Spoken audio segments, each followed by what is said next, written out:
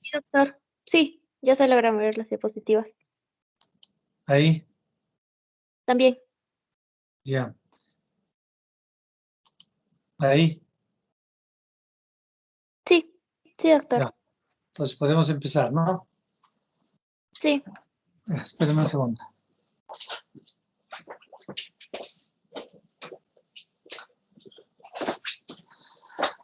Bien, muy buenas tardes con todos. Vamos a dar inicio a las clases teóricas correspondientes al día de hoy. Uno es hablar sobre síndrome febril y algunos temas relacionados al síndrome febril. Y el otro tema es sobre terapéutica antimicrobiana. ¿Ya? Los temas son bastante extensos, así que voy a tratar de ser bastante tácito con la finalidad de avanzar rápidamente los temas. En primer lugar, vamos a hablar un poquito sobre lo que es la fiebre. Como ustedes ya saben, la fiebre es una respuesta fisiológica a una agresión que es sensado a nivel del hipotálamo, ¿no? El hipotálamo es el órgano central que controla la producción de calor o la pérdida del mismo con la finalidad de mantener una homeostasis ya preestablecida, digamos, a través de la evolución filogenética que nosotros hemos tenido, ¿no? Muy bien. Se dice que la temperatura normal en seres humanos es de 36.8 grados, más o menos 0.4 grados, con una DIR a las 6 de la mañana y un cenit máximo entre las 4 y las 6 de la tarde. La temperatura rectal es, digamos, es la expresión de lo que es la temperatura central y generalmente es hasta 0.6 grados mayor que la temperatura oral. Sin embargo, este método es muy poco usado, habida cuenta la incomodidad que lo produce, por eso es que más nos ceñimos a la temperatura oral, ¿no?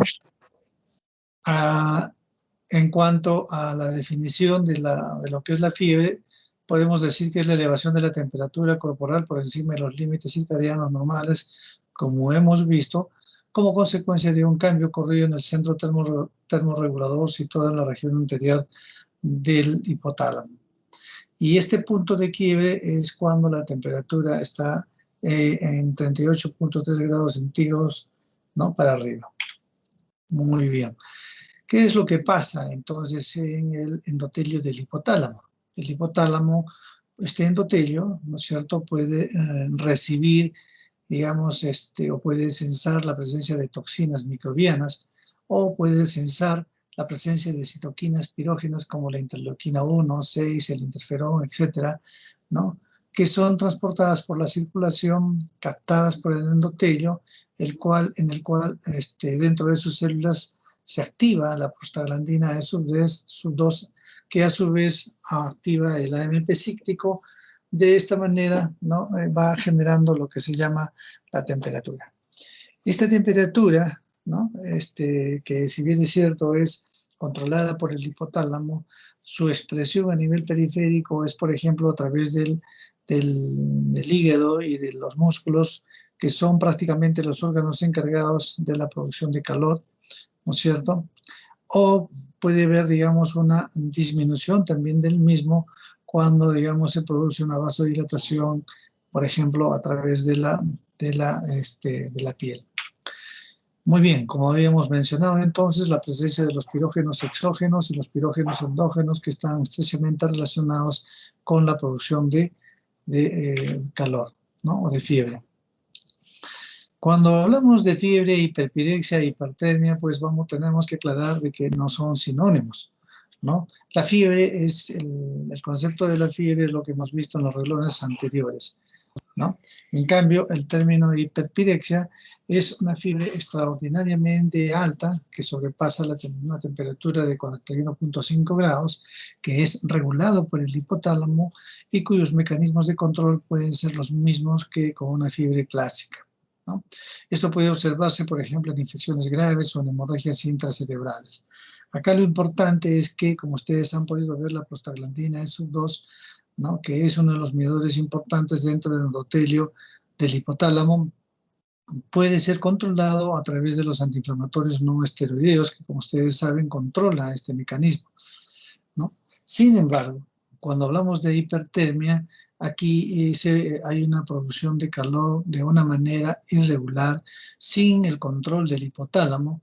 Por consiguiente, es muy difícil poder controlar la temperatura a través de fármacos como los AINES, ¿no? Entonces, esa es la gran diferencia entre lo que es la hipertermia, la hiperpirexia y la fiebre.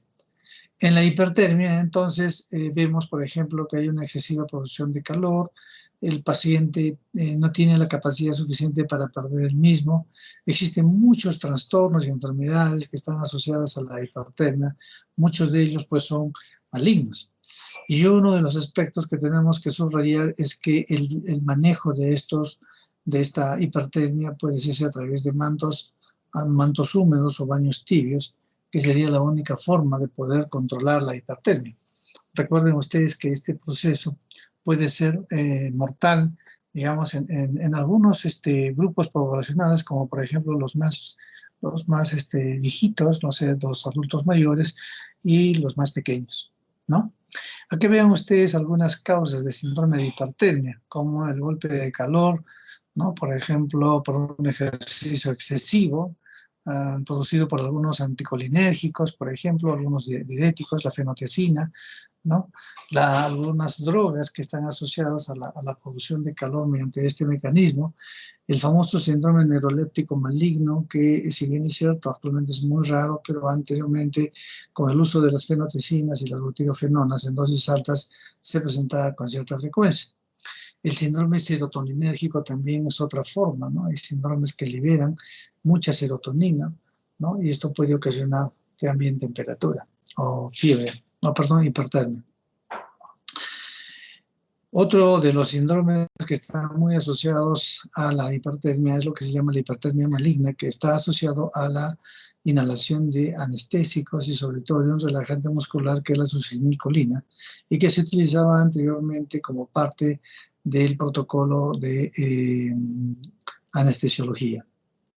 Algunas endocrinopatías, algunas lesiones del sistema nervioso cerebral, o sea, no todo está relacionado, digamos, necesariamente por ejemplo, a drogas. Por ejemplo, tenemos la hemorragia intracerebral, el estado epiléptico y otras lesiones que pueden estar asociadas entonces a hipertermia, ¿no? Entonces, bueno, en este cuadro que lo vamos a pasar es prácticamente lo mismo que hemos remarcado pues hace un momento, ¿no? Bien, la fiebre, entonces, es una respuesta del organismo ante una agresión, porque así el endotelio del hipotálamo, como parte de la respuesta inmunológica de tipo innata, lo controla. Es decir, la fiebre como tal no es un efecto de daño al organismo, más bien es un mecanismo que despierta el organismo con la finalidad de defenderse contra estas sustancias, ¿no es cierto?, que están circulando por la sangre. De tal manera de que si nosotros no tenemos fiebre en una situación especial, más bien estaríamos provocando algún tipo de alteración en la respuesta fisiológica de lo que significa la fiebre. Ahora bien, cuando la fiebre es muy molestosa, es persistente, bueno, generalmente optamos por lo otro, pero quiero que quede claro de que la fiebre no es una condición dañina per se. Es una respuesta fisiológica de defensa que tiene el organismo ante la presencia de ciertos pirógenos. Entonces, la fiebre de origen desconocido fue descrita por primera vez en 1961 por Petersdorf Ambeso, ¿no es cierto? Él, a través de un trabajo en 100 pacientes, logró observar que algunos pacientes, luego de 3 semanas de estudios, ¿no es cierto?, no podía encontrar una causa aparente y por eso se les llamó una fiebre de origen oscuro. Para 1991, ¿no?, dos médicos alemanes plantean una clasificación interesante acerca de lo que es la fiebre de origen oscuro y para eso la clasifican en 4 tipos: la fiebre de origen clásica, la fiebre de origen nosocomial o asociada al cuidado de la salud, la fiebre de origen oscuro o neutropénico y la fiebre de origen desconocido asociada a VIH, ¿no? Esto es muy interesante porque eso como que empezó, digamos, a estratificar de la mejor forma al síndrome febril. Entonces, la fiebre de origen clásica se caracteriza por una fiebre mayor de 3 semanas, sin una causa identificable después de 3 días de evaluación en el hospital o de más de 3 consultas externas. Esto, por favor, es muy importante porque es parte de lo que describieron Peterson y Benson en el año de 1961, ¿no? Dentro de las categorías de la fiebre de origen clásica, es decir, aquellos síndromes o condiciones que están asociados a la FOD clásica son las infecciones, las enfermedades malignas, las enfermedades del colágeno, causas misceláneas y fiebres no diagnosticadas que pueden constituirse hasta un 30% por lo menos, ¿no? Y dentro de las causas comunes tenemos pues las infecciosas, en primer lugar en nuestro país, ni qué decir por la tuberculosis, y más aún todavía ahora con la aparición de algunas enfermedades que de por sí son, que provocan inmunodeficiencia, ¿no? Entonces, vamos a observar, digamos, este tipo de síndrome, ¿no? Dentro de las enfermedades malignas, la que más frecuentemente se observa pues son los linfomas, la leucemia, los carcinomas de tipo renal y hepático. Luego también tenemos las enfermedades del colágeno, como la artritis reumatoidea juvenil, la poliarteritis nodosa, que es una forma de vasculitis, la granulomatosis de Wegener también están asociadas, ¿no? Dentro de algunas drogas, ustedes habrán podido ver, hay muchas drogas que pueden estar asociadas a la fiebre, como antimicrobianos, antihistamínicos, AINES, anticonvulsivantes, sobre todo la fenitoína y la carbamazepina. Este es más o menos un cuadro donde se observa la evolución de la fiebre desde los años 50 a la fecha, ¿no? Y si ustedes pueden observar, por ejemplo, en los años 50, el mayor porcentaje de prevalencia de la fiebre de origen oscuro constituían pues las infecciones, ¿no? Las podemos ver acá, ¿no? Miren ustedes, por ejemplo, para el año 2000, las causas infecciosas ya constituyen apenas el 16%, pero curiosamente el 51% en estos momentos de todas las causas de fiebre de origen oscura no están diagnosticadas, no se logran conocer, ¿no? Obviamente se ha avanzado mucho en cuanto al descubrimiento y a la identificación de las causas de fiebre de origen oscuro. Obviamente no hay la proporcionalidad, digamos, que nosotros observamos en este cuadro. La idea es cómo ha ido variando, digamos, la composición de las diferentes causas o categorías que producen la fiebre de origen oscuro.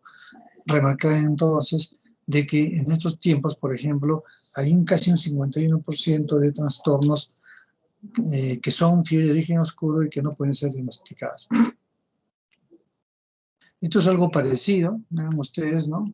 Esto, diferentes autores, por ejemplo, que presentaron una casuística interesante para ver cuáles son las categorías de la fiebre de origen oscuro y la tendencia es la misma que hemos visto en el cuadro anterior.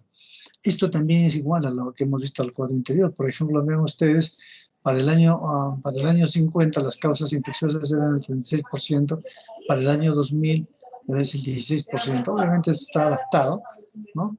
Pero vean ustedes las causas no diagnosticadas en el año 2000 es el 51%. O sea, realmente es una cosa interesante. Esos son los casos de fiebre de origen conocido que vemos ahora, que son pocos comparativamente a años anteriores, pero constituyen el 51%, ¿no es cierto? Acá ustedes pueden observar algunos diagnósticos menos comunes de fiebre de origen desconocido con las diferentes, etiologías que pueden observarse. ¿Ya? Muy bien. En cuanto a la fiebre de origen desconocido de tipo nosocomial, ¿no es cierto? Está asociada al cuidado de la salud. Se da en fiebres en pacientes internados que reciben atención en agudo y sin infección presente incubándose en el ingreso. Si el diagnóstico sigue siendo dudoso después de 3 días de evaluación adecuada. ¿Qué significa? El paciente ingresa al hospital, ¿no? Sin fiebre, ¿no? Sin un cuadro infeccioso, digamos, reconocido, y que a partir del segundo o tercer día recién empieza a aparecer la temperatura, ¿no?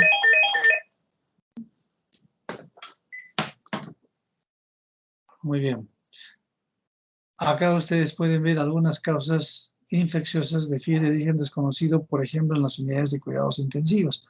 Tenemos la neumonía asociada al ventilador, la sepsis, infección en los lugares quirúrgicos, y dentro de otras causas tenemos una serie de trastornos que se enumeran como causas de fiebre en las unidades de cuidados intensivos. Pero también tenemos causas no infecciosas. Vean ustedes, drogas, reacciones transfusionales, insuficiencia renal, tormenta tiroideas, algunas formas de pancreatitis. Entonces, esto tenemos que tomarlo muy en consideración porque, como ustedes han podido ver, las causas no infecciosas tienen un lugar importante también en el estudio y reconocimiento de la fiebre de origen desconocido. En tanto que en la fiebre neutropénica o fiebre de origen desconocido neutropénica, ¿no es cierto?, esto se da en pacientes que tienen neutropenia y algún grado de inmunodeficiencia, cuando es un grupo de pacientes que preferentemente luego de recibir una quimioterapia, luego de 3 días, ¿no?, empiezan a hacer temperatura teniendo algunos cultivos negativos dentro de un plazo de 48 horas, ¿no? Se dice que hay una fiebre neutropénica cuando el recuento de neutrófilos está por debajo de 500 células por microlitro. Esto lo vamos a ver con calma posteriormente.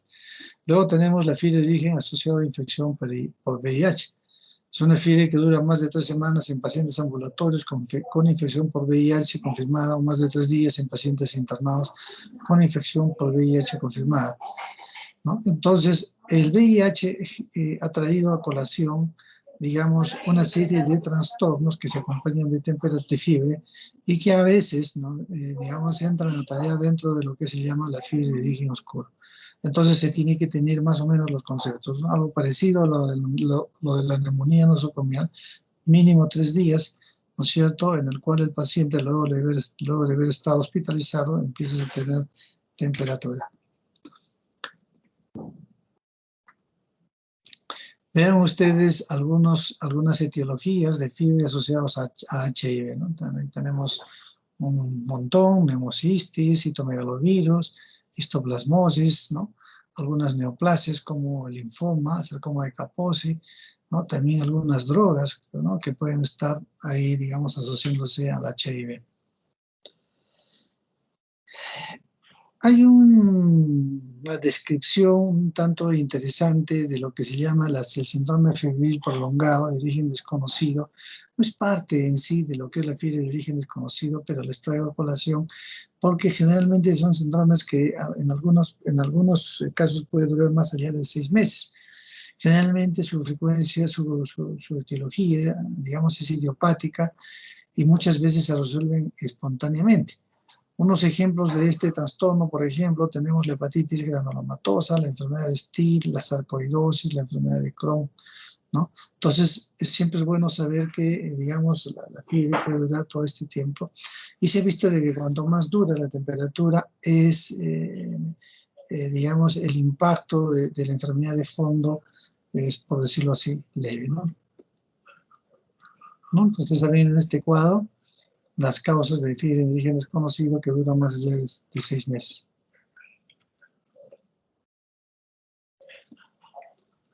Dentro de los factores que ayudan al establecimiento de la fiebre de origen desconocido, pues tenemos hacer una buena historia clínica, es muy importante. La anamnesis es muy, muy importante.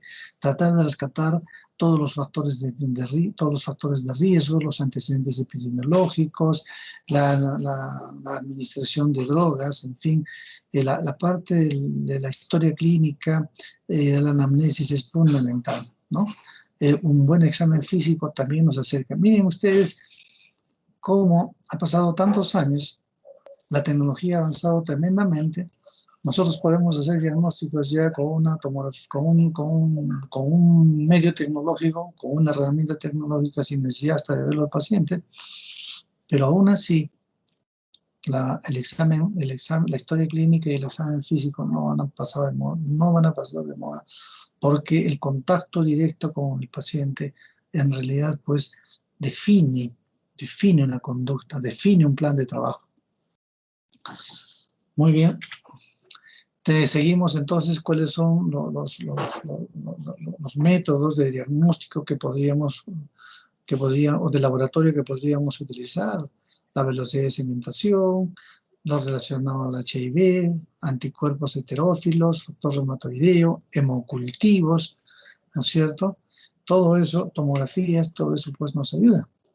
Ahora bien, ¿qué pasa si con los estudios anteriores nos quedamos un poco, digamos, rezagados en cuanto a la probabilidad de hacer un diagnóstico? Entonces podemos recurrir pues a las tomografías ya con mayor sensibilidad, resonancia magnética, tomografía por emisión de positrones, etcétera, ¿no? Cultivos, los frotis, los antimicrobianos, las biopsias, todo eso ayuda mucho, digamos, a acercarnos a la etiología. Muy bien. En cuanto al tratamiento de la fiebre de origen desconocido, esto es muy variable. Lo que se tiene que tratar de hacer, considerando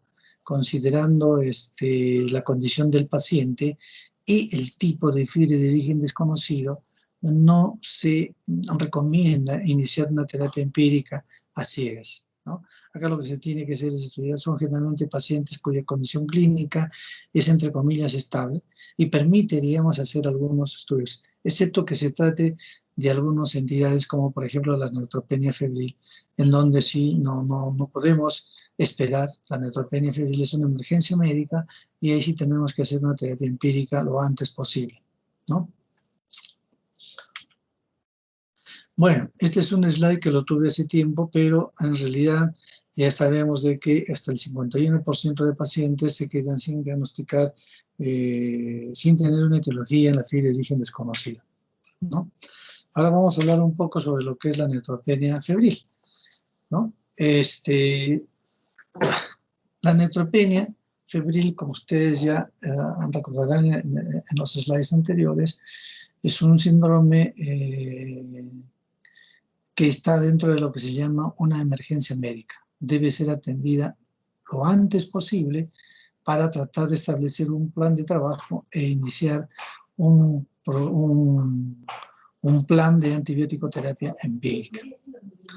Generalmente, la neutropenia febril está asociada pues a la quimioterapia, ¿no? Pacientes que tienen cáncer, ya sean sólidos o no, ¿no? Entonces, generalmente deprimen la médula ósea y el paciente hace una leucopenia con una neutropenia importante.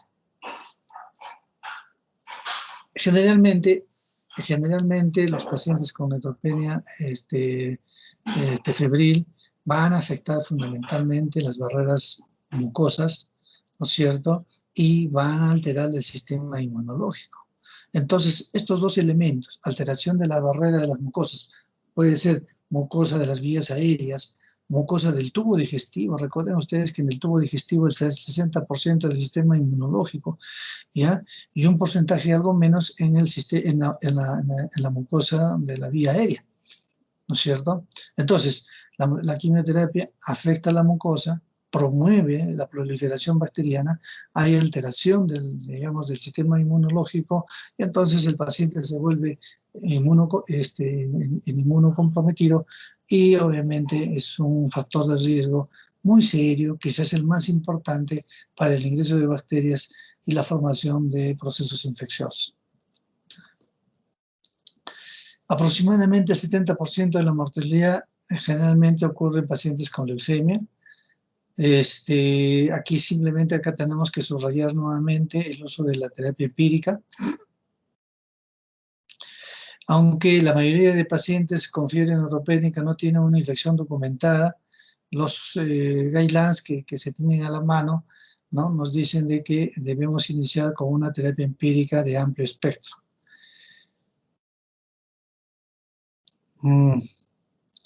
Muy bien, esto tiene mucha importancia porque, digamos, a medida de que iniciemos una terapia temprana, como lo vamos a ver luego, digamos, esto puede favorecer tremendamente a los pacientes, ¿no? Muy bien, ¿cuál es la definición de la neutropenia? ¿No? La definición de la neutropenia En general se considera una neutropenia cuando los neutrófilos están por debajo de 1500 células por microlitro, ¿no? Acá hay algunas consideraciones o excepciones, como por ejemplo no están incluidos los metamielocitos y formas jóvenes. Se puede aplicar a todas las edades y razas, excepto a los recién nacidos, ¿no? ¿Ya? Y ahora, en sí, ¿a qué se llama neutropenia febril? A aquella neutropenia que se asocia a la fiebre y cuyo recuento de neutrófilos está por debajo de 500. Pero también existe lo que se llama la neutropenia moderada y leve, como ustedes ven, y cuál es la asociación en cuanto al factor de riesgo de infección, ¿no? El mayor riesgo de infección naturalmente está en el grupo de pacientes que tienen menos de 500 neutrófilos por microlitro, y peor aún todavía en aquellos que tienen menos de 100 neutrófilos. Ahí la cosa es muy seria, la mortalidad es muy alta, ¿no? Entonces, se define fiebre y se define neutropenia, ¿no? O neutropenia febril, ¿no? Cuando digamos, se observa un recuento de neutrófilos menos de 500 células por microlitro o milímetro cúbico, con un recuento menor de 1000 células por micro, con un ADIL predictivo menos de 500, asociado a una temperatura mayor o igual a 38.3 grados centígrados, ¿no? Vean ustedes lo que nos dicen algunas bibliografías. Solo un 20 a 30% se puede identificar el patógeno responsable de una gran cantidad de pacientes en los cuales no se logra identificar digamos, el microorganismo. Inicialmente, ¿no? Como ustedes han podido ver dentro, digamos, el esquema fisiopatológico, son los gram positivos los que, digamos, inician un proceso infeccioso. Sin embargo, esto a medida que van pasando los días se va cambiando, ¿no? Y se va observando más bien la presencia de bacilos entéricos o de bacilos gram negativos, que son los que finalmente predominan, ¿no? Ahora bien, si esto se produce dentro de un centro hospitalario, lo más probable es que agarremos bacterias intrahospitalarias, como puede ser una Klebsiella KPC o una Pseudomonas multidrogo resistente, ¿no? Muy bien. Entonces, podemos decir que el 80% de las infecciones identificadas provienen de la flora endógena.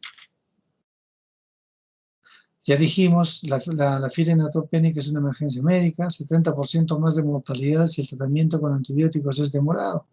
Es decir, no debemos demorarnos. Los neutropénicos con fiebre tienen 60% de posibilidades de infección. Si yo tengo un paciente con neutropenia febril, tengan la seguridad de que ese paciente va a tener un proceso infeccioso o lo va a hacer. Vean ustedes cómo es la mortalidad solamente en pacientes neutropénicos febriles que tienen Pseudomonas, hasta el 75%. Pero ¿cuál es el promedio de mortalidad?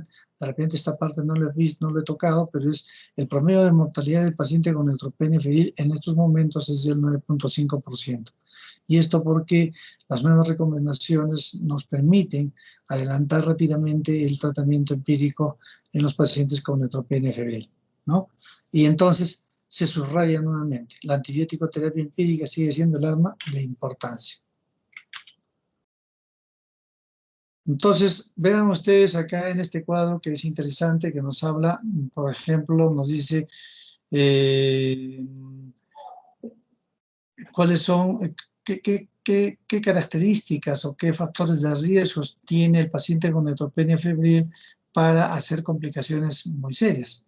Por ejemplo, un paciente que tenga neutropenia febril y que tenga una inestabilidad hemodinámica, que tenga una mucositis gastrointestinal, por ejemplo, persistente, asociado a diarreas, ¿no? Que tenga trastornos en el estado mental, por ejemplo, que esté soporoso, ¿no? Que tenga catéteres, que aparezcan nuevos infiltrados en una radiografía de pulmones, o notemos hipoxemia, ¿no es cierto?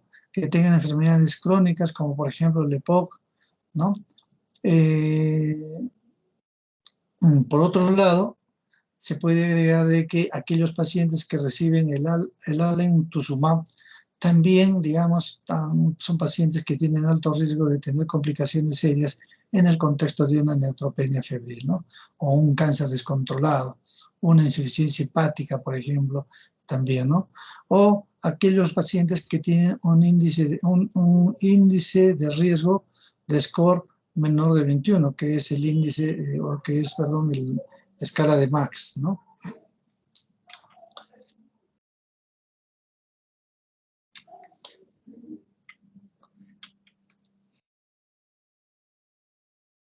Ya hemos mencionado de que la quimioterapia es el principal factor que induce a un paciente a la neutropenia febril, ¿no? Sin embargo, también es muy importante que ustedes sepan que existen muchas otras causas que pueden conllevar a una neutropenia febril. Por ejemplo, puede haber causas adquiridas o congénitas del sistema inmunológico, drogas que están asociadas a granulocitosis, por ejemplo, los pacientes que recibían cloranfenicol, por ejemplo. Hay algunos síndromes postinfecciosos que se asocian a neutropenia, es decir, hay otras causas, independientemente de la quimioterapia, que se asocian a la neutropenia febril, y eso también tenemos que saber. Esto ya lo conversamos, ¿no? Las brechas en el sistema inmunológico, la alteración de la mucosa gastrointestinal o respiratoria, ¿no? Entonces, vean ustedes, aquí en este slide, nos dice que la fiebre ocurre con frecuencia durante la neutropenia inducida por la quimioterapia entre el 10 y el 50% de los pacientes con tumores sólidos y el 80% de los que tienen neoplasias malignas hematológicas desarrollarán fiebre durante más de un ciclo de quimioterapia, ¿no? O sea, vean ustedes, digamos, en qué proporción los pacientes que tienen algún tipo de cáncer y que reciben quimioterapia van a desarrollar, pues, fiebre de origen, o perdón, la neutropenia febril, ¿no?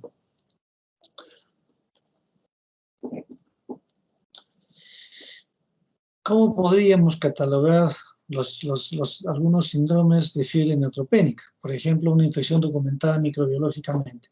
Es decir, ¿no?, que nosotros sepamos qué microorganismo es, ¿no? Una infección clínicamente documentada, ¿no? Fiebre, neutropenia con un foco infeccioso aparente de celulitis, pero no hemos identificado el germen. Y una fiebre inexplicable, fiebre neutropénica sin un foco clínico de infección ni un patógeno identificado, ¿no? Son los pacientes neutropénicos afebriles.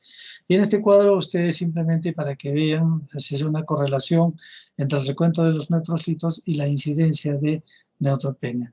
Entonces vean ustedes que a medida que vamos teniendo menos cantidad de neutrófilos, vean ustedes, la probabilidad o la incidencia de neutropenia febril es alta, ¿no?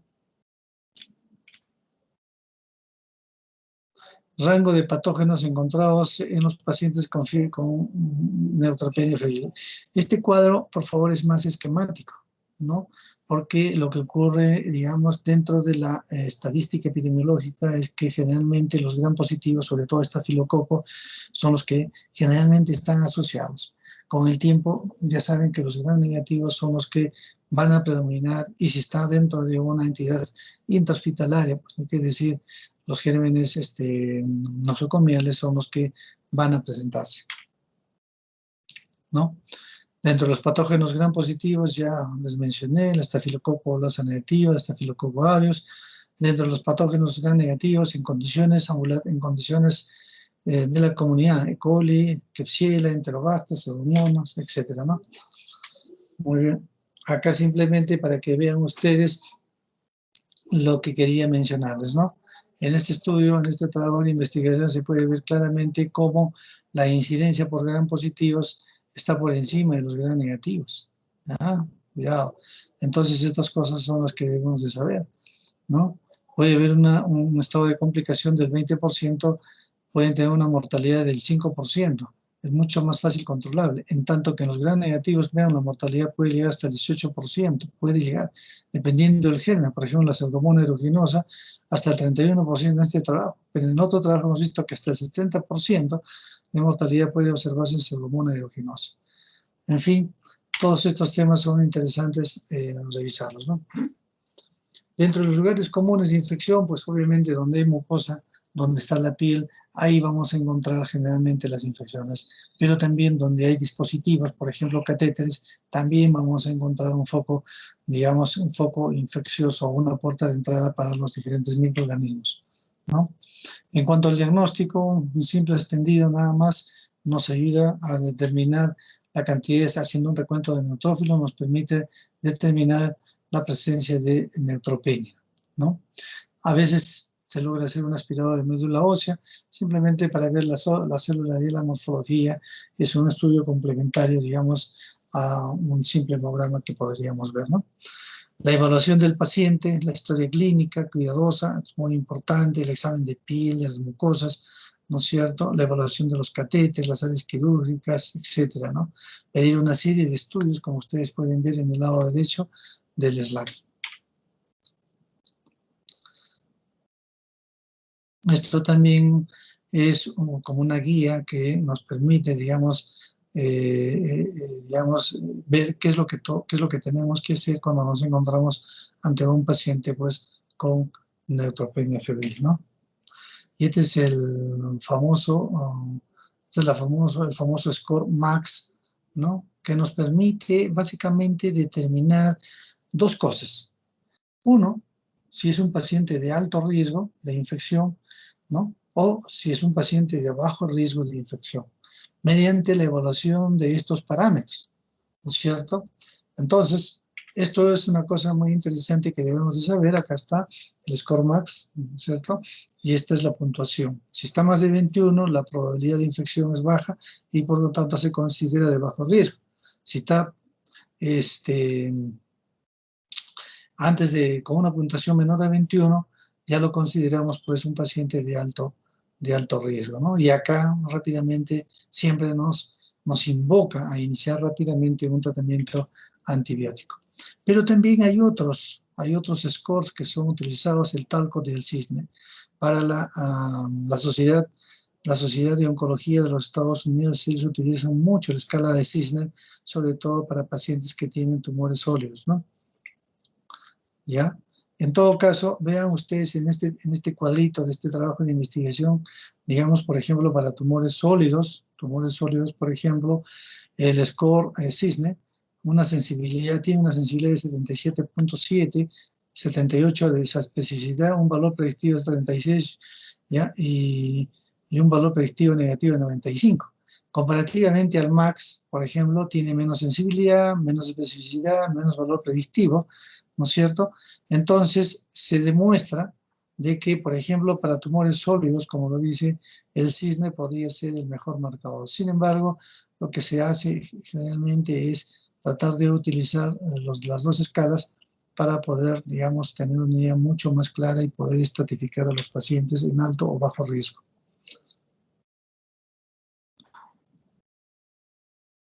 Este cuadro ya lo presentamos, ¿no? Avances en el manejo. Entonces, acá tenemos que hablar de lo que se llama la profilaxis primaria, la profilaxis secundaria, la terapia empírica y la terapia preventiva, ¿no? Acá se llama profilaxis primaria cuando administramos rápidamente antibióticos en pacientes que tienen riesgo, por ejemplo, alto riesgo. No sabemos si hay un foco infeccioso en eso, tiene alto riesgo, le empezamos inmediatamente profilaxis. Llamamos profilaxis secundaria, ¿no es cierto?, cuando vemos de que hay alguna forma de infección recurrente. Entonces, inmediatamente nosotros tenemos que actuar iniciando una profilaxis secundaria. La terapia empírica es aquella en que la quimioterapia induce la neutropenia, ¿no es cierto? Y al inducir la neutropenia hay alto riesgo de neutropenia febril y de proceso infeccioso, y entonces lo que se recomienda es iniciar la terapia empírica antimicrobiana como un estándar en el manejo de la neutropenia febril. Y la terapia preventiva es aquella terapia en la que se dice o se recomienda iniciar el tratamiento antimicrobiano, ¿no es cierto?, en aquellos pacientes que tienen algún estudio o algún marcador positivo que sugiera, ¿no es cierto?, una infección. Por ejemplo, que yo tenga que le haya pedido el galactomanano para aspergillus y me salga positivo, ¿no es cierto? O que yo tenga, por ejemplo, una procalcitonina y que me salga por encima de 0.5, ¿no? Entonces, yo tengo que iniciar el tratamiento. Esa es la terapia, la terapia preventiva. Muy bien, el tratamiento es usualmente empírico y eso ya lo sabemos. Generalmente lo que se recomienda es la monoterapia cuando hay bajo riesgo, o también se puede optar por la doble cobertura, ¿no? Esto lo vamos a ver. Cuando adicionamos la vancomicina, ¿no? La vancomicina la podemos adicionar cuando hay hipotensión, mucositis, infección, historia de colonización de masa, profilaxis reciente con quinolonas, ¿no? Se ha visto que las quinolonas alteran un poco la flora bacteriana, ¿no? Fiebre persistente a pesar de los antibióticos, generalmente a partir de los 3 a 5 días, ¿no? Aun cuando tenemos el tema de la terapia empírica, en algunos estudios se ha observado de que no disminuye la mortalidad, ¿no? Pero eso es muy relativo porque los estándares de mortalidad ya están bastante claros, como se ha señalado. Cuando el paciente no puede recibir vancomicina, la droga de elección es el linezolid, ¿no? Podemos pensar en drogas antifúngicas. ¿Cuándo damos drogas antifúngicas? Cuando el paciente que se le inicia una terapia empírica y después de 5 a 7 días continúa con fiebre. Entonces, cuando tenemos un paciente con esas características, debemos de pensar de que le ha entrado con alta probabilidad un hongo. Y dentro de los hongos que más frecuentemente se observan, pues es el Aspergillus y la cándida. Y dentro de la cándula crece y la cándula gravata hay que tenerlas en cuenta y considerar que ambas pueden ser resistentes a fluconazol, ¿no? Pero al margen de eso, digamos, tenemos una variedad, tenemos un abanico de posibilidades como la anfotericina B, el fluconazol, la anfotericina B liposomal, que es menos tóxica, ¿no es cierto? El voriconazol cuando se trata de aspergilos y el caspofungin, que es de amplio espectro, pero que se utiliza más también para las cándidas no albícolas.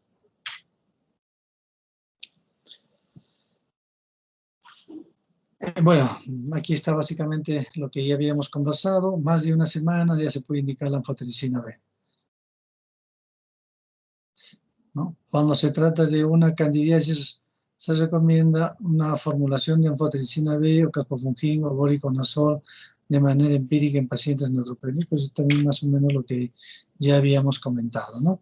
Y entonces empezamos a estudiar los algoritmos, ¿no? Entonces los algoritmos devienen de la estratificación de los scores utilizados, como hemos señalado anteriormente, ¿no? Bajo riesgo, alto riesgo, ¿no? Y eso es lo que vamos a ver en los siguientes slides. Si es de bajo riesgo, por ejemplo, y el paciente está estable clínicamente, de repente ciprofloxacino o amoxicilina se le puede dar, ¿no es cierto?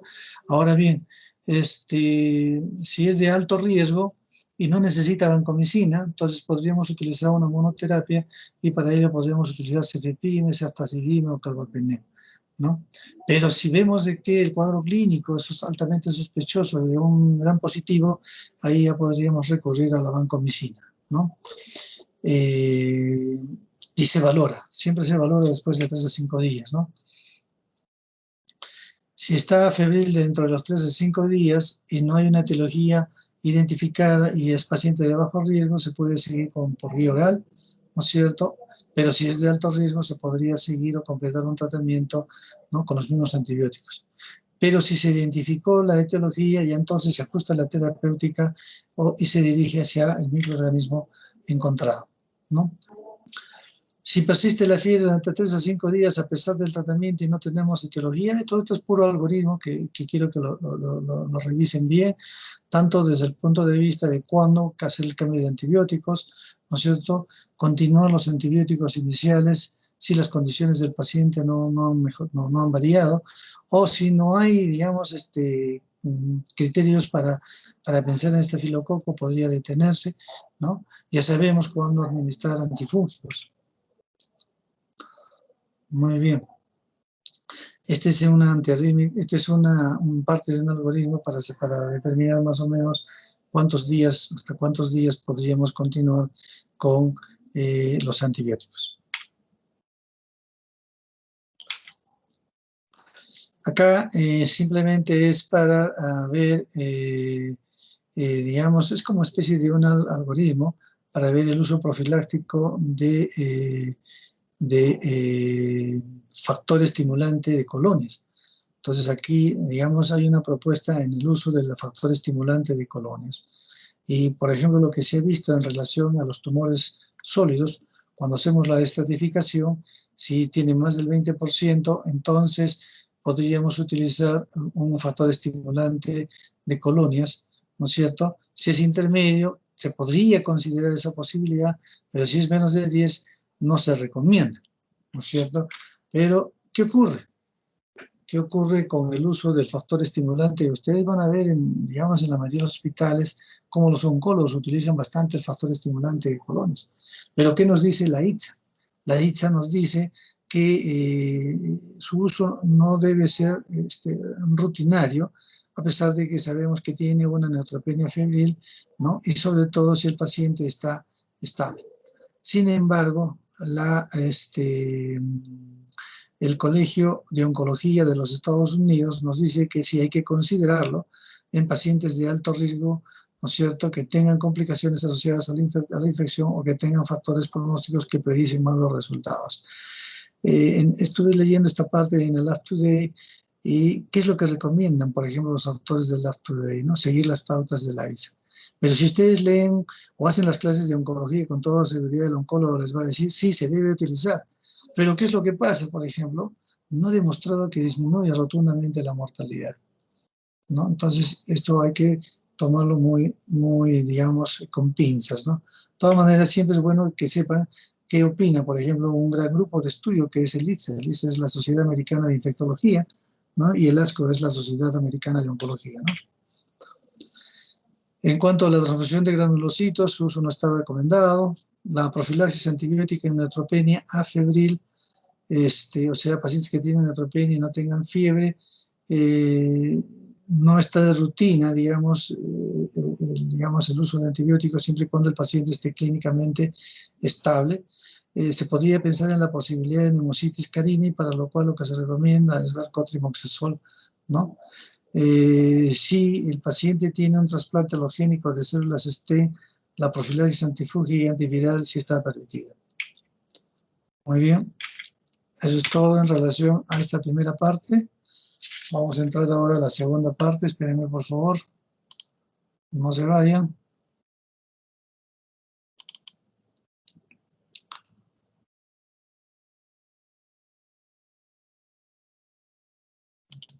¿Me pueden ver? ¿Pueden ver, chicos? Sí, doctor, sí se ve. ¿Sí?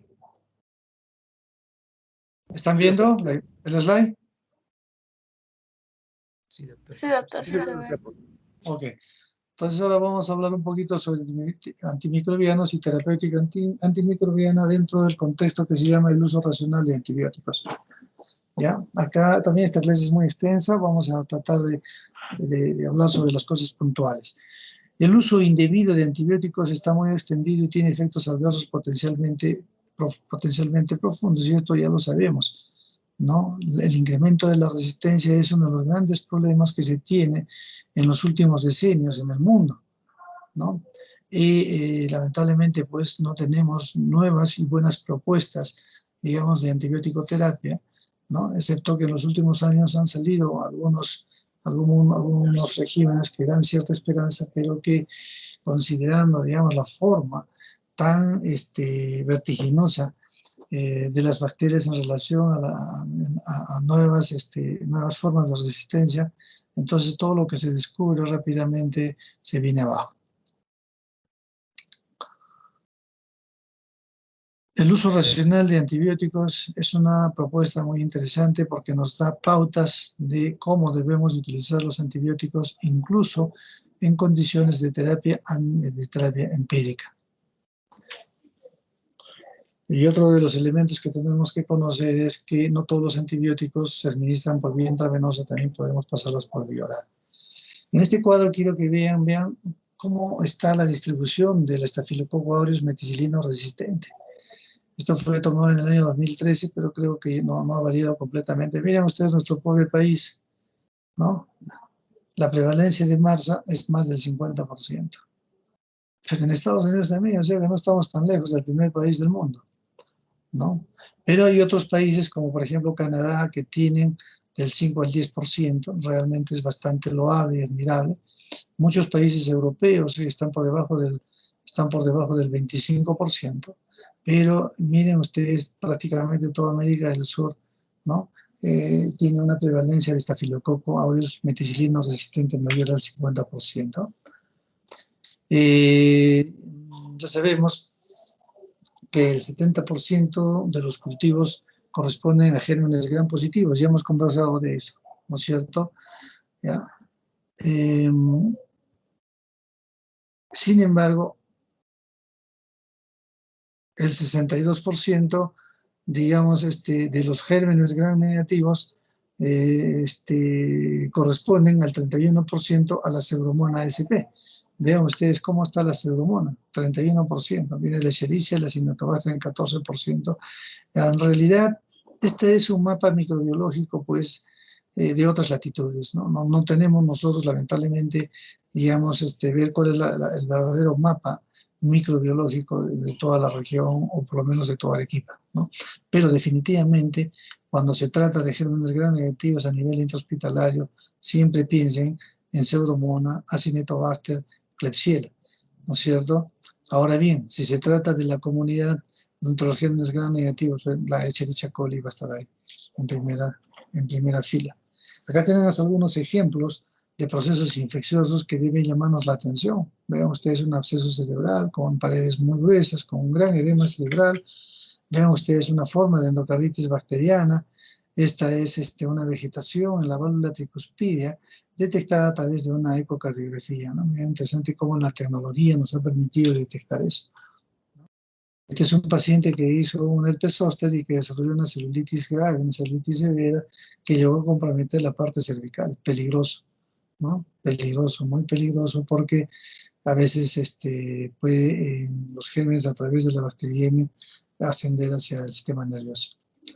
Una neumonía severa en ambos campos, vean ustedes, grave, que lleva a la insuficiencia respiratoria, la peritonitis, la formación de abscesos, vean ustedes, ¿no? Y la peritonitis, vean ese color pálido, ¿no?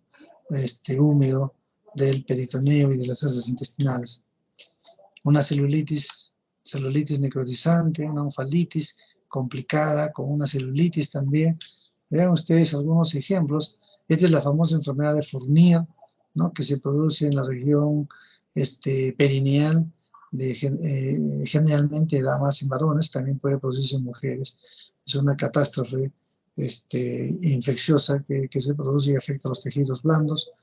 Esta es una celulitis necrotizante en una paciente con una leucemia que al recibir el quimioterápico por vía endovenosa periférica desarrolló esto. Vean ustedes una gran celulitis con necrosis y vean cómo queda una escala gigante, ¿no?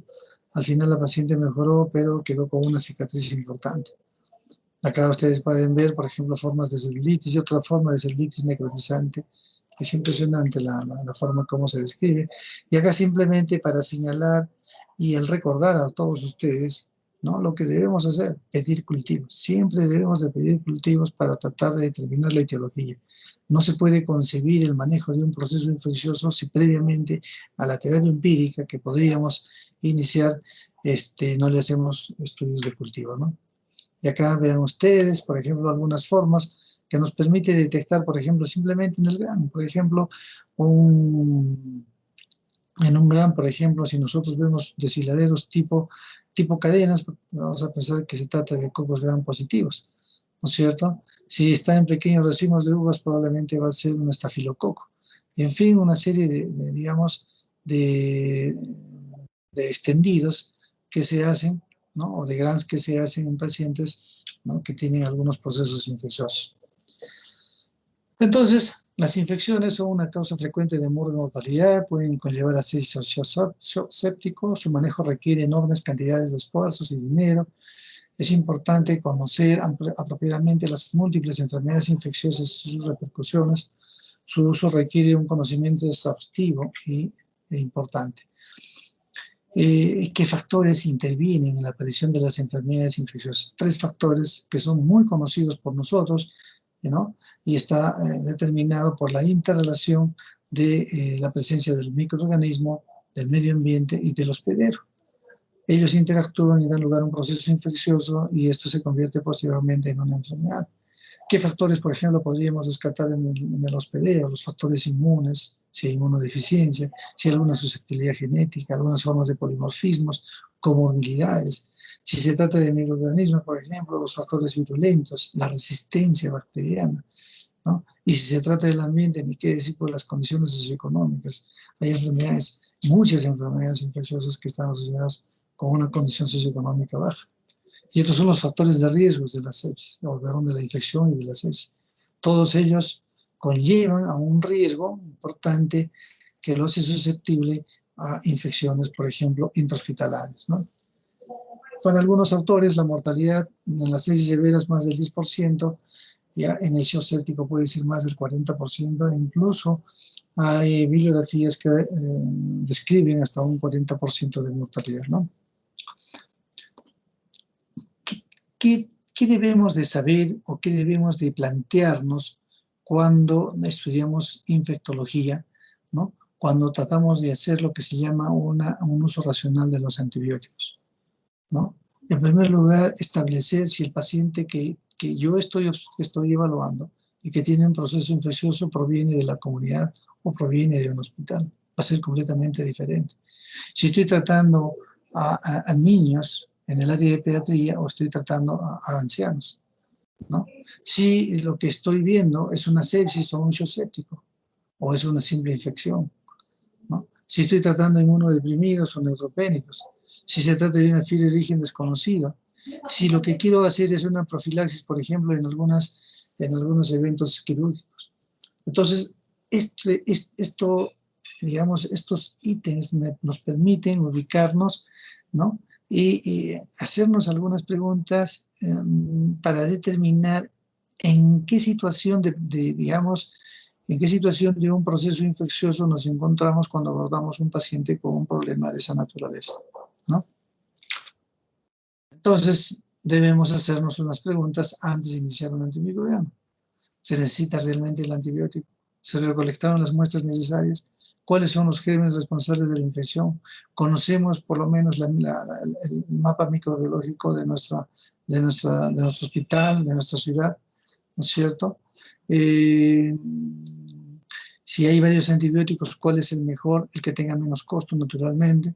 ¿Se puede combinar antibióticos?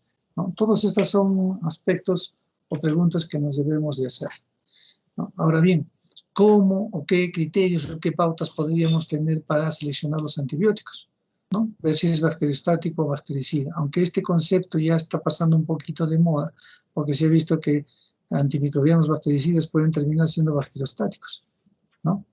Ahora bien, saber el espectro de la actividad antimicrobiana también es muy importante para ver si es de amplio espectro o de corto espectro, ¿no?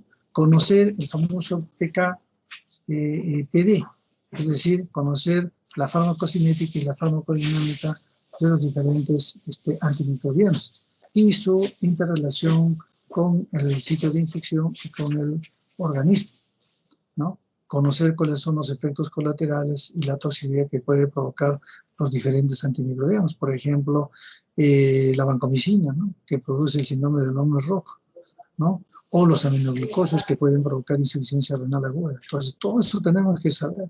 Así como saber, por ejemplo, cuál es la dosis o dosificación que le debemos administrar al paciente y cómo hacerlo. Entonces, la eficacia de un antibiótico en vivo, ¿no es cierto?, va a depender de la farmacocinética, la farmacodinámica, la presencia de materiales extraños. Por ejemplo, si el paciente tiene una válvula protésica, ¿no?, y está haciendo una endocarditis bacteriana, pues ahí no va a llegar nada, ¿no? Tener en mente que debemos de controlar la fuente de infección es muy importante. Yo le puedo estar dando miles de antibióticos, pero si no dreno el absceso, el paciente no va a mejorar, ¿no? Saber, ¿no?, si los diferentes fármacos que yo voy administrando, sobre todo los antimicrobianos, no tienen, digamos, no tienen alguna interacción negativa, ¿no?, que disminuya, digamos, la llegada al sitio de infección o con una actividad en menor intensidad, ¿no? Conocer los mecanismos de defensa del huésped también nos ayuda muchísimo. Entonces, la concentración serológica, que es parte de la farmacocinética, es muy diferente a la concentración en el sitio de infección cuando ya empezamos a entrar a lo que es la farmacodinámica. Pero la concentración en el sitio de infección del antimicrobiano va a depender pues de la difusión, cómo llega, hay buena perfusión, ¿no? Estos antimicrobianos llegan adecuadamente al sitio de infección a través de algún tipo de transporte activo, por ejemplo, cuál es su grado de liposolubilidad o su grado de unión a las proteínas. Entonces, todo esto tenemos que saber para, digamos, establecer o no el éxito de la terapia que nosotros vamos a instalar. Y esta interrelación ustedes pueden ver acá, ¿no es cierto?, entre el paciente, la bacteria y el antimicrobiano, ¿no? Entonces, por ejemplo, entre el antimicrobiano con el paciente, vamos a ver que el antimicrobiano puede ser tóxico, tenemos que cuidar esa parte. Tenemos que determinar, por ejemplo, cuál es la farmacocinética, es decir, hasta antes de llegar al sitio de infección, qué procesos ha sufrido el antimicrobiano. Por ejemplo, ver la biodisponibilidad, la absorción, la eliminación por vía renal o hepática, ¿no es cierto? La buena perfusión para que llegue, digamos, al sitio de infección, ¿no? Entre el paciente y la bacteria, por ejemplo, ¿no? Que el paciente tenga una buena respuesta inmune a la bacteria, considerando de que la bacteria, digamos, puede ser muy virulenta o muy patogénica y puede producir una infección. Y por último, la relación entre el antimicrobiano y la bacteria, es decir, ya, digamos, es el antimicrobiano que llega al sitio de infección y que se prepara para matar a la bacteria. Esa es la farmacodinámica, ¿no? ¿Qué cosa es la concentración inhibitoria mínima? Es la menor concentración que inhibe completamente el crecimiento bacteriano visible después de 18 o 24 horas de incubación con inóculo estándar 10⁵ UFC. Y la concentración bactericida mínima es la menor concentración del antibiótico que mata al 99.9% del inóculo. Esto es muy importante que sepamos qué cosa es el zinc y qué cosa es el CBM. En relación entonces a la farmacodinámica, podemos decir que los antibióticos se agrupan en 3 categorías generales. Aquellos que van a trabajar o van a actuar en función de la concentración, es decir, son dependientes de la concentración. Y aquí se establece lo que es la relación pico-zinc, es decir, cuál es la máxima concentración que adquiere un antimicrobiano y que se encuentra por encima de la concentración inhibitoria mínima, ¿no? Aquellos que son dependientes del tiempo. Entonces, mientras más prolongada sea la administración de un antimicrobiano y que esté por encima de la concentración inhibitoria mínima, ¿no es cierto?, eso va a tener mejores probabilidades de que el paciente, digamos, matar a la bacteria, ¿no? Y dependiente de la exposición, es decir, aquella que se encuentra bajo todo el área, es decir, todo el área que, digamos, todo el área que constituye, digamos, la concentración del microorganismo, o perdón, del antimicrobiano, digamos, dentro del lugar de la infección. Vean ustedes aquí en el esquema, ¿no es cierto? Aquí tenemos el AUC con el MIG, es decir, la exposición, es decir, esta es la exposición del antimicrobiano, ¿no? Y que se encuentra sobre el MIG. Luego tenemos el pico MIG. El pico MIG, ¿no es cierto?, es la máxima concentración que está por encima del PIC, ¿no es cierto?, por encima del MIG, ¿no? Y que va a ser suficiente como para matar una gran cantidad del inóculo bacteriano y que va a tener lo que se llama el efecto postantibiótico, por ejemplo, las quinolonas o los aminoglucósidos. Y aquellos que están en relación al tiempo, es decir, por ejemplo, aquellos que tienen que estar o tienen que administrarse en infusión continua, ¿no es cierto?, a un intervalo apropiado, ¿ya?, pero que estén siempre por encima de la concentración MIG, ¿no? Esto que tiene mucha importancia. Y digamos, en toda la bibliografía de lo que es la infectología, ¿no?, siempre se va a estudiar lo que es la farmacocinética y la farmacodinámica, ¿no? Muy bien. Y acá van a ver algunos ejemplos, ¿no? La concentración pico, aminoglucósidos, quinolonas, los que están, digamos, los que están bajo el área de la curva, ¿no es cierto? Entonces, aquí vamos a tener algunos beta-lactámicos, algunas, la vancomicina, las quinolonas, es decir, vamos a tratar en lo posible de que esté siempre debajo de todo el área, pero siempre por encima del MIG. Y algunos que están en relación al tiempo, por ejemplo, hay que saberlos administrar. Por ejemplo,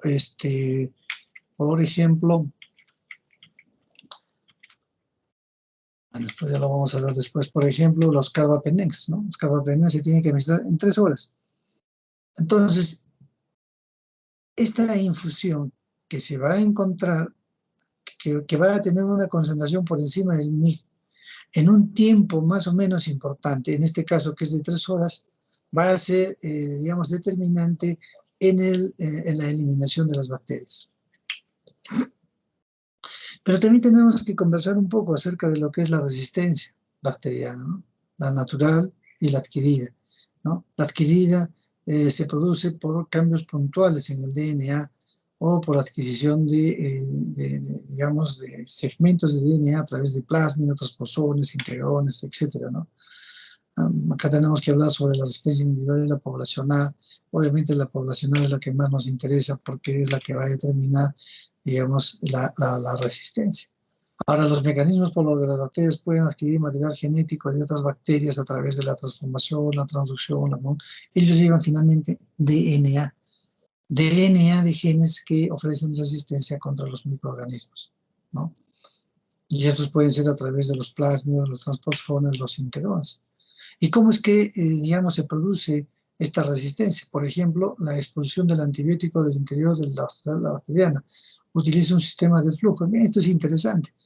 El antimicrobiano ingresa a la célula, pero la célula utiliza una serie de mecanismos y lo devuelve hacia el exterior. Interesante. O a través de la neutralización de ciertas enzimas, las beta-lactamasas, las carbapenemasas, etcétera, ¿no? O alteración del sitio de unión, es decir, la quinolona necesita unirse a una proteína de la bacteria para poder ingresar, cambio la estructura de la bacteria, la estructura o el receptor de la bacteria, y entonces la quinolona nunca va a poder entrar. O altero la permeabilidad de la bacteriana. Entonces, veo esto, por ejemplo, a través de algunas porinas. Todos estos mecanismos de resistencia bacteriana son, pues, muy interesantes y nos dicen que es una parte central en el manejo de los pacientes con infecciones, ¿no? Existen una serie de microorganismos que, sobre todo intrahospitalarios, que de por sí son altamente resistentes. Según la OMS, son críticos, por ejemplo, por cuanto tienen una alta resistencia o incluso una multidrugoresistencia. Acá tenemos el Enterococo facium, el Staphylococcus aureus, el Acinetobacter, las enterobacterias, la Klebsiella pneumoniae, la Pseudomonas. Todas estas dan miedo en un hospital. Todas estas dan miedo. Y miren ustedes en el lado derecho la cantidad de antimicrobianos, y esto que todavía me he quedado corto, de antimicrobianos que son resistentes. Entonces, el uso racional de antibióticos nos dice que debemos de saber que el antimicrobiano que vamos a utilizar una muestra gran actividad in vitro, ¿no? Que debemos identificar de todas maneras al patógeno a través de los diferentes estudios, ya sean a través de cultivos, biopsias o estudios serológicos. Esto es muy importante. Como ya vimos en un slide anterior, siempre nos debemos hacer la pregunta: ¿la infección fue adquirida en la comunidad, en el hospital? ¿Cuál es la enfermedad de base del paciente? ¿Qué otras comorbilidades o qué otros factores tiene? ¿Y cuál es el presunto germen causal del paciente? Entonces, todas esas cosas yo tengo que saber, ¿no? Entonces, hay que establecer un diagnóstico clínico y, en lo posible, también etiológico para poder iniciar un tratamiento antibiótico. Las vías de administración, ustedes ya saben, la intramuscular, la endovenosa. Dentro de la endovenosa va a depender de la característica de cada antimicrobiano, ¿no? Para ver si los administramos en bolo o lo administramos en infusión, ¿no? Ahora bien, cuando clínicamente el paciente ha mejorado, hay que hacer el switch a la vía oral, ¿ya? Esto también es lo que se recomienda. Y vean ustedes, por ejemplo, siguiendo, digamos, el esquema del PKPD, ustedes vean, por ejemplo, la piperacilina tazobactam, ¿no es cierto? El tiempo de infusión tiene que ser 4 horas. O sea, si se administra 4 veces al día, tiene que prácticamente todo el día tiene que estar con el antibiótico el paciente. Si se trata del meropenem, por ejemplo, la dosis, el tiempo de administración en bolo tiene que ser 3 horas y cada 8 horas. ¿Se dan cuenta? Del cefepime también, 4 horas. 4 horas de infusión, cada 8 horas o cada 12 horas. El imipenem también. Es decir, todos estos conocimientos acerca de cómo deben infundirse los antimicrobianos tienen pues un resultado. Y ustedes lo van a ver, por ejemplo, en este slide. Por ejemplo, cuando nosotros administramos el meropenem, ¿no es cierto?, en 1 gramo cada 8 horas, vean ustedes cómo llega a un pico máximo y rápidamente cae por debajo del MIC, ¿no es cierto? Pero si nosotros administramos 2 gramos cada 8 horas, una dosis más alta, vamos a ver de que va a caer un poco más tardíamente respecto a la línea del MIC, ¿no? Esto porque es el doble de la concentración administrado en el mismo tiempo, media hora, ¿no? Pero ¿qué pasa cuando, por ejemplo, nosotros administramos en más horas? Por ejemplo, vean ustedes el meropenem administrado en media hora, ¿no? Igualito que en el primer punto que les señalé. Pero vean ustedes cuando administramos en 3 horas, miren el tiempo de exposición que va a tener el antimicrobiano sobre la bacteria, porque va a estar siempre por encima del MIC, ¿no es cierto? Entonces acá el efecto bactericida, ¿no es cierto? Y el efecto clínico va a ser mayor, ¿no? Si tenemos un antimicrobiano más barato y que sea muy efectivo, pues ese tenemos que utilizar, ¿no? Acá es un poco hablar sobre en cuánto tiempo nosotros debemos administrar. Por ejemplo, si se trata de una bronquitis crónica simple, un curso corto de 5 días, pero si, digamos, está exacerbado, podría aumentarse también, hasta 7 días, ¿no? En fin, por ejemplo, este es un estudio, digamos, que trata de ilustrarnos la duración del tratamiento antimicrobiano. Y lo que nos quiere decir de que siempre va a haber una equivalencia entre si administramos esta cantidad de tiempo con esta cantidad de tiempo. Si bien es cierto, esta es una propuesta teórica, les voy a contar de que en la práctica a veces no es cierto. Necesitamos a veces administrar, en algunos casos, por ejemplo, endocarditis bacteriana, encefalitis, a veces 2, 3 semanas de tratamiento, ¿no?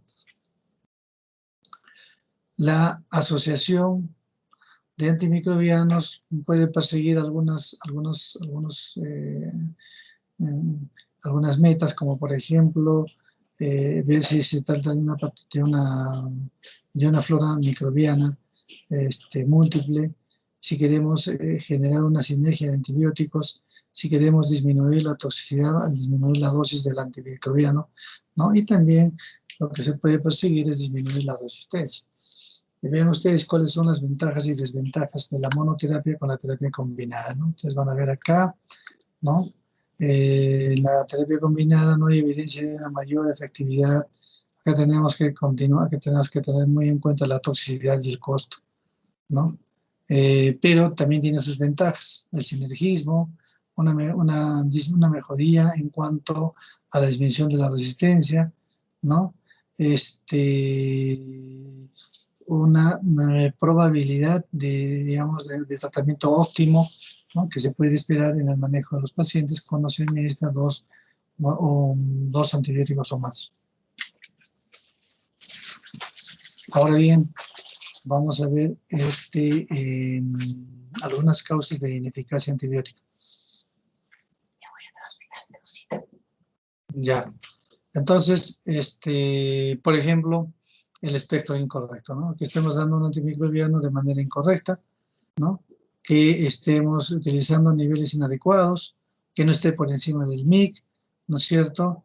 Que hay infecciones sobreañadidas. Entonces, todos estos aspectos tenemos que conocer, porque eso nos va a conllevar, digamos, a no cometer errores, ¿no? Por ejemplo, que estemos tratando patógenos poco comunes, riquezas, clamidias, por ahí no le va a hacer nada el meropenem, ni la vancomicina, ni nada. Tendríamos que utilizar, por ejemplo, una tetraciclina. Tenemos que conocer esas cosas.